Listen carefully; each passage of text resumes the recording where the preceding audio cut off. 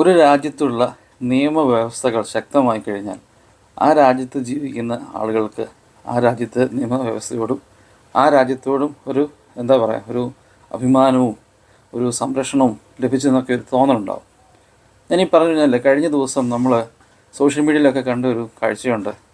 ഖത്തറിൽ വളരെ വില കൂടിയ വണ്ടിയുമായി ഒരു മനുഷ്യൻ അയാൾ മറ്റ് ആളുകളുടെ ജീവന് ഹാനിയാവുന്ന തരത്തിലുള്ള റോഡിൽ കൂടെ ഒരുപാട് റേസിങ്ങൊക്കെ നടത്തുന്നതായിട്ട് അധികാരികളുടെ ശ്രദ്ധയിൽപ്പെട്ടപ്പോൾ അവരുടൻ തന്നെ ആക്ഷൻ എടുക്കുകയും ആ വാഹനം പൂർണ്ണമായും നശിപ്പിച്ച് കളയുകയും ചെയ്തു.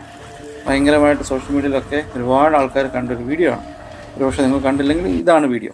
അപ്പം ഞാൻ പറഞ്ഞു വന്നത്, പലപ്പോഴും അറബ് രാജ്യങ്ങളിലും അല്ലെങ്കിൽ മറ്റ് വിദേശ രാജ്യങ്ങളിലുള്ള ഒരു പ്രത്യേകത വെച്ച് കഴിഞ്ഞാൽ, തെറ്റ് ആര് ചെയ്തു, അത് വലിയ ആൾക്കാരായാലും ശരി, കാശുള്ളവരായാലും ശരി, സാമ്പത്തികമായി